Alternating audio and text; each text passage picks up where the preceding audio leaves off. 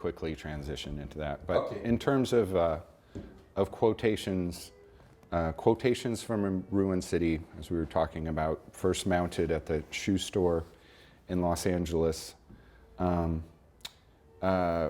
Again, it ended up being, again, Reza came in with this idea. We'll pre-record all of the dialogue, and then Raul and I had to figure out how to technically realize that in the space. And Raul, I don't know if it was, I guess it was Raul had decided that we were going to make the leap into the digital world, and that we were going to do all of the editing with a digital Pro Tools system. We were going to, we ended up, the plan was to do all the editing, and the score was very complex in terms of, we created pieces where the dialogue with the lip syncing would happen for the whole scene, and then there would be sound effects to transition between so the actors could set for the next thing, and then, but there had to be jumps and flexibility, and so we could have maybe 8 minutes at a time, and then there's underscoring going on under that, and sound effects, and it was very difficult to map out, and we decided that we wanted to, because we were doing it in the digital realm, that we were going to burn CDs and have those be the sound source. Until that time, we had always used magnetic reel-to-reel tapes and carts, and that was sort of the standard at the time.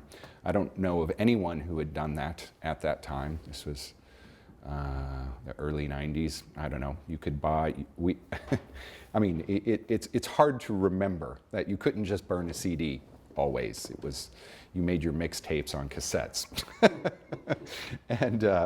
And so we had gotten a donation because we were a part of the LA Festival. Someone had donated 3 CD players for us, and as a part of our budget, we rented a machine that would burn CDs for like $100 for the weekend, or maybe $200. It was like, this thing that, we're like, okay, let's see if we could make it work. And we had to have all the editing done beforehand to be able to present it. And until that point, when we were rehearsing, all of the sounds were on cassette. So we had like 3 cassette players and things flying, and then we're ultimately going to make the transition to the CDs, and we're finishing the editing. And I literally had 3 days in a row of staying awake. I didn't sleep for 3 days. At one point, after a rehearsal where things had gone awry, and I kind of flipped out and started throwing things, and I ended up out walking around Hollywood Boulevard, and I had a very sweet homeless kid offer to buy me a sandwich. You look like a bomb. I did, yes. And I was just like, okay. But so somehow, and we had problems with the machine and ended up having to send it back and get another one. And somehow we end up with these miracle 3 CDs, and we mount the play, and it happens, and it worked. And which was a miracle of technical achievement. Because you said, Mom, it worked, and then I cut into a beautiful scene of rotation, and because it's so powerful and there's so much going on, I saw it so many times. Yeah. So let me finish this part. That, and within the first week, during the run, at that point, I think I had mentioned that the gentleman who trained me to be a sound designer in the first place, John Gottlieb, came to a performance, and his comment to me after the show was like, "That was amazing, Galen, but no one will ever understand how much work you put into this."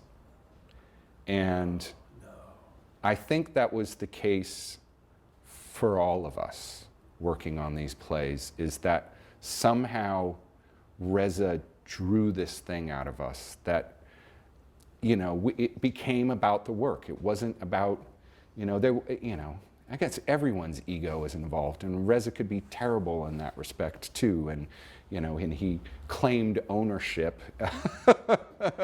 on all of our work, and in some ways that was appropriate because he was the maestro. He is the one that inspired and brought it out of us. But we all gave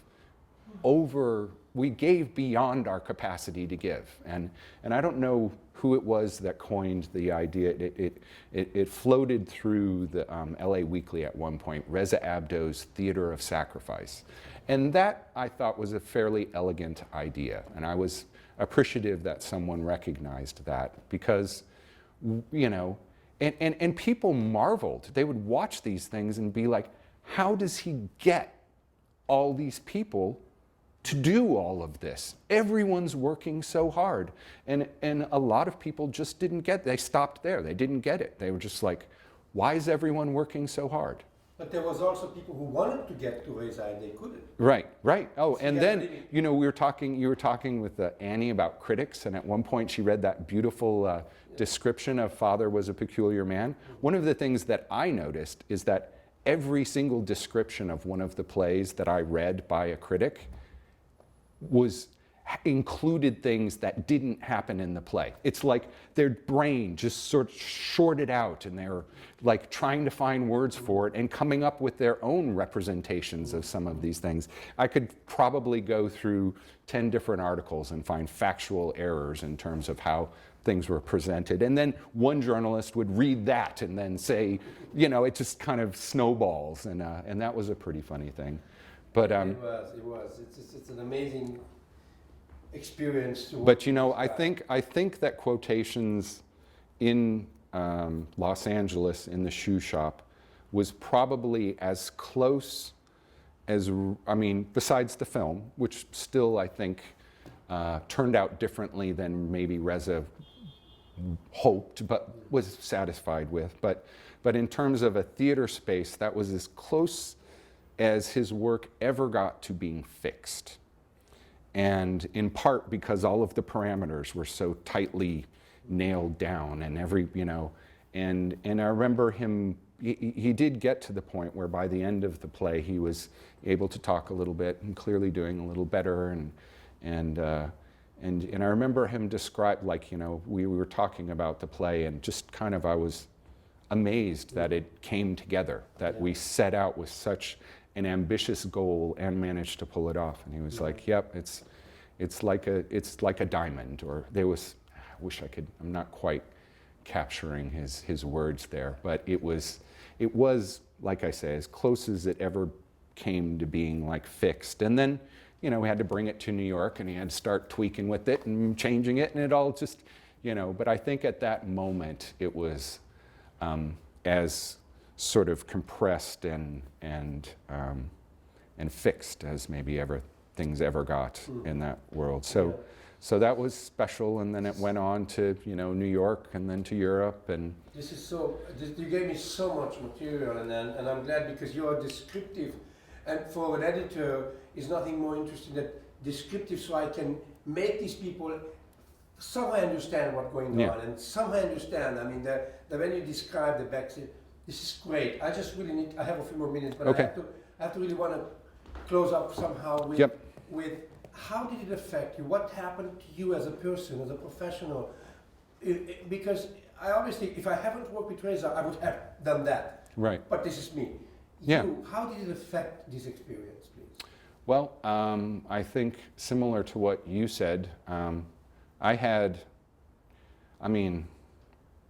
we're nearly 20 years out now, and so much of my life was tied up with that work. And at the time I was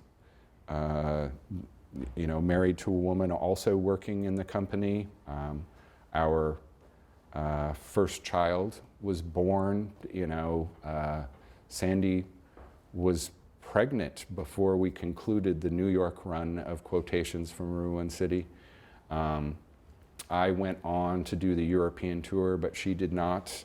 I had to train someone to take over for me so that I could go back to be there for the birth of my child. So I missed Rome, Berlin, Libsyn, and you know, but you know,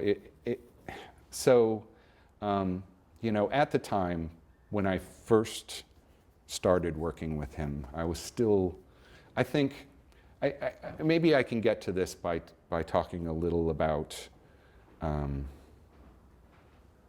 well, Reza, I've already mentioned that he had this incredible gift for kind of pulling out people, bringing people to their capacity and kind of discovering potentials within themselves. And yet at the same time, it was deep and dark, and not everyone was going to commit to sacrificing to be a part of this grand project. And it was never easy, and he could be terrible, terrible person to work with.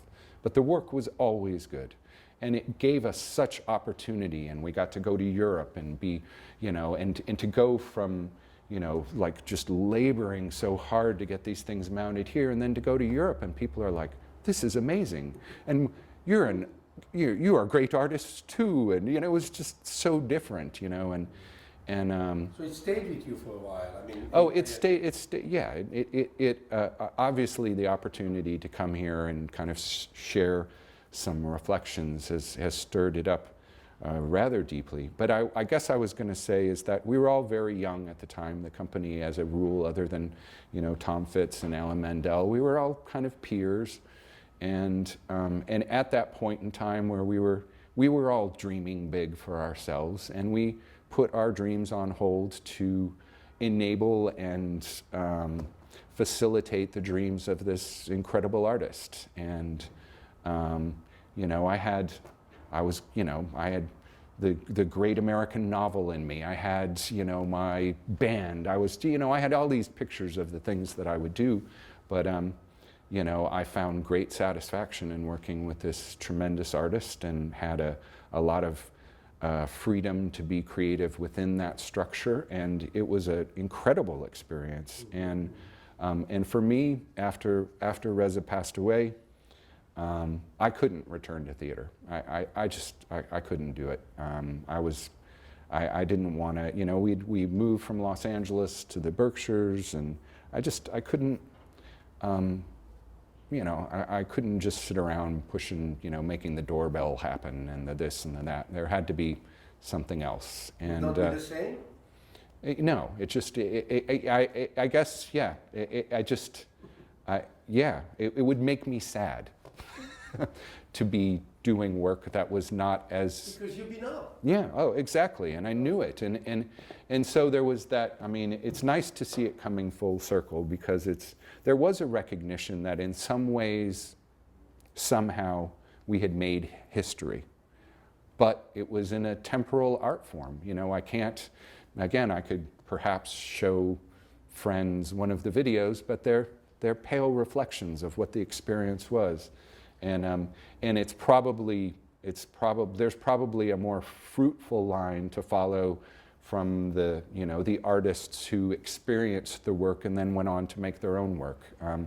But I wasn't going to find that in theater, and so I turned to other pursuits. And Raul and I, you know, started a multimedia company, and we kept working for a long while. And but it was a high to hit, and I would say that it's really only in the last maybe 4 years that I've come to feel like I'm in the place that I set out to be, and that I, you know, have my recording studio, and I'm making music, and I always, well, yeah, but I had an idea. Can you see if Hilary's here, or somebody, if not, that I have another question? Ask Sandy, let me know when Hilary's here. We have one more. Yeah, and then at 5 yeah, that's it. But let me tell you. Can I?